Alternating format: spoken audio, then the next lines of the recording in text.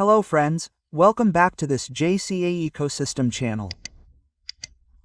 Today I'm going to show you something very basic, but until you see it, you don't realize how easy it is to use solar energy. Here I have a group of screens that I want you to see. There are 5 300W panels at the moment, but they are all connected in parallel. In other words, the voltage will be the voltage of one and the amperage the sum of the 5, and the power is volar. In this case, it's a cloudy day, quite cloudy, but it's still important because I'm going to show you that it also works on cloudy days. Well, what is this video about? It consists of the possibility of using solar equipment without an inverter and without a controller directly, connecting the panel directly to some equipment. The only thing to keep in mind is that in this case the energy produced by this group of screens is direct current. There are motors that work perfectly with direct current, without needing to use an inverter to convert it to alternating current. There's a myth that if you don't put a controller or an inverter in a plate system, nothing can be done, but that's not true. You can turn on lights, anything that works with direct current. Lights, LED lights. If it doesn't have a voltage controller, you have to put the number of plates needed for the light. For example, I have a 220 volts light here that won't work with this because I don't have them connected in series. If I put all the screens in series, the light will turn on normally because this light works the same with direct current as with alternating current. Now, for example, I'm going to connect the light to this screen system and it won't turn on for a long time because it's connected to 50 volts, but I'm going to show you how it can be turned on. Look there you can see the part with the red filament. I'm now working with low voltage, the voltage of one plate and the amperage of the sum of all of them. There aren't many amps either because it's a cloudy day and it's essential that this depends on the amount of sun there is. Well, the other demonstration that I'm going to do is this. This is a washing machine motor or a washing machine motor, as they call it in some countries. It's a washing machine. This is a universal motor. Why is it called universal? Because it can work with direct current or alternating current. How do we know? When it has carbon brushes. In this case, it has carbon brushes. Here I'm going to disconnect this and I'm going to have 4 connections, these 2 and 1 on each carbon brush. I'm going to make a little drawing as always to see what I'm doing. This motor is going to work with direct current because it's a universal motor that works with both currents, direct current.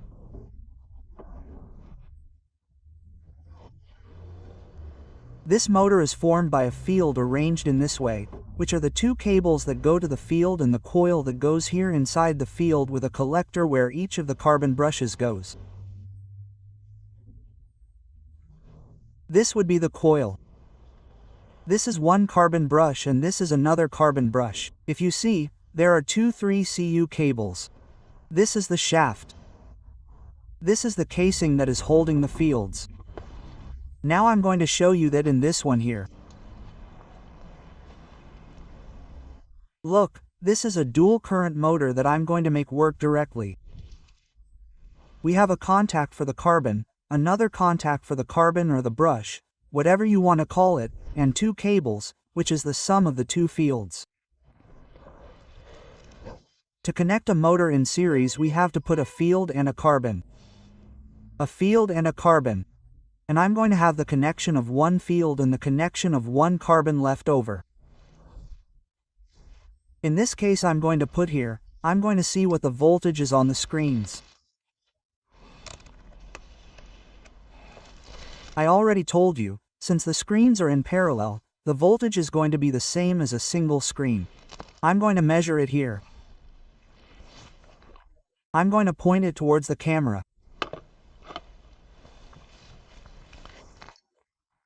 I'm going to put a cable from the voltmeter. These two cables are 41.1 volts of direct current. Mark negative because I have it inverted here. I have no problem inverting it and for it to be positive. It depends on how I connect it. There it is. 41.3. That is the voltage that the plates are giving me. And the amperage is actually the sum of all of them. Well, it means that with 41 volts I am going to make this motor work, which is 220, but since it is with carbons, I am going to vary it. The operation is going to be the same, of course, less power, but I put the positive on a carbon and the negative on a field. Look here how it is going to turn. Well, there it is working. What I wanted to show you is that no inverter is necessary. I am connecting the two cables, a positive which is this one, the one with the red clamp, and a negative to the motor connection without any inverter. There it is working. In this case it depends on the field connection, if I make it turn to the right or to the left. There it is turning in one direction. I am going to invert the fields. I lift this one up, I put this one on the coal, and now I have inverted the two fields. The motor is going to turn the other way. Look. And it has more revolutions. Why? Because the coal advance is for these revolutions. Look, with this you can easily make a water pump work, which will depend on the amount of sun that comes in.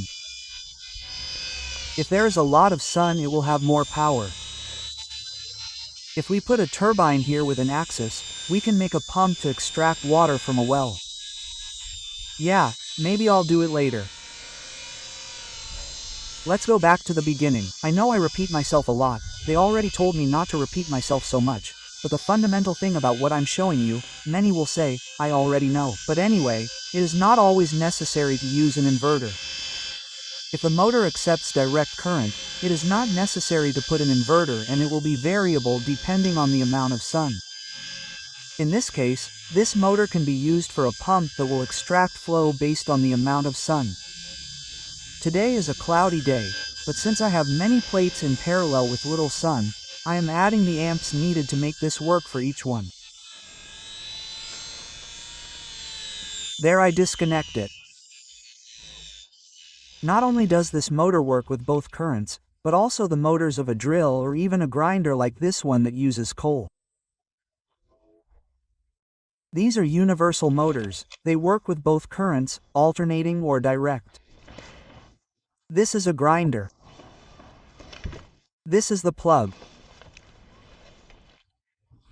I am not going to give it 40 volts, no more, but it will spin the same. If I want to make it spin fast, I have to connect the screens in series to reach 150 V. There it is connected with 40 V, but since universal motors work the same with any voltage, only the power goes down, it should work. I have to turn the key here. There it is.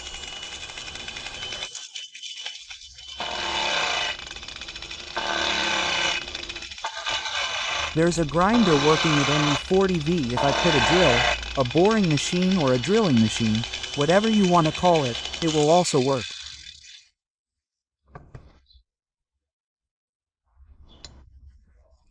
The power will depend on the voltage. In this case, the voltage is 40 volts. Why didn't I want to increase the voltage?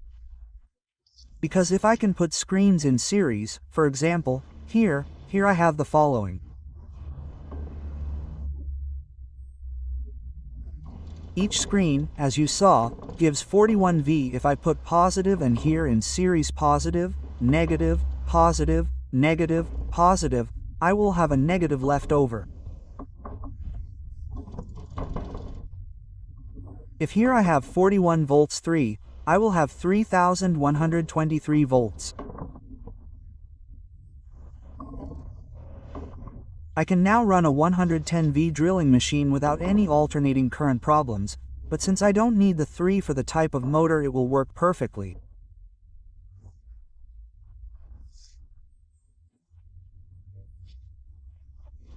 The purpose of this video is for you to realize that depending on what you need to run something with solar energy is whether or not you need an inverter.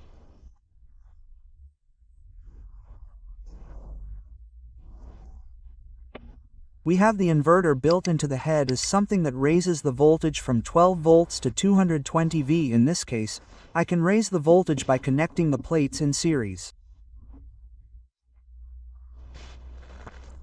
Now, the voltage of this. Here there are 123 volts, but the amps will depend on a single plate. In this case, 7 amps, let's say.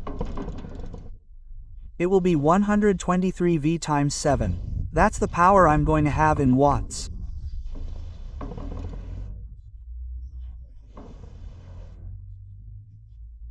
Seven times 3 equals 21.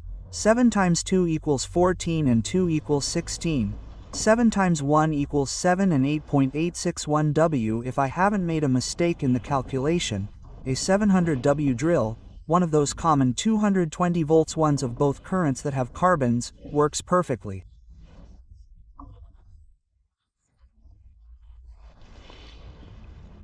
Well, we can also charge the battery. The only thing is that since it doesn't have a controller, you have to be monitoring the energy that goes to the battery. This is an old battery that has very little or no current, it's very exhausted. In this case, I'm going to put the positive here and the negative here. That's where I'm charging it.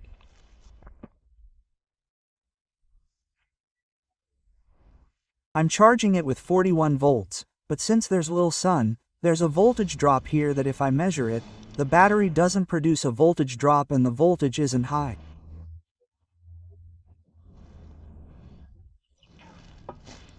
That's going to be the battery voltage at this moment. Now I'm going to put it in. I have a little mess here in the cables. There it is. I'm going to measure the voltage of the system working.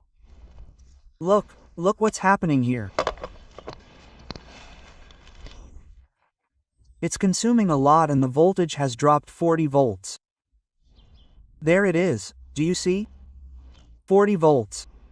Why? Because the battery is ruined and it doesn't produce any consumption, very low consumption. Now I'm going to measure how many amps it's consuming. As the battery charges, the amps are going to increase. The amps are measured with the ammeter in series. There it is. It's consuming 0.30 amp, even though I'm injecting 40 volts. Why? Because the battery is practically discharged and the battery is useless, it has no internal resistance. It doesn't matter. What I want to explain is that it depends on what you are going to use solar energy for. Can you do it with a converter or by raising the voltage or not? You can raise the voltage by adding or connecting the panels of a solar system in parallel or in series. That's all for today, and it was my intention to show that it is not necessary to use inverters or controllers. When you charge a battery, you have to prevent it from overcharging before it reaches 13.8 and then take the equipment out. Until next time, and I hope you enjoyed it.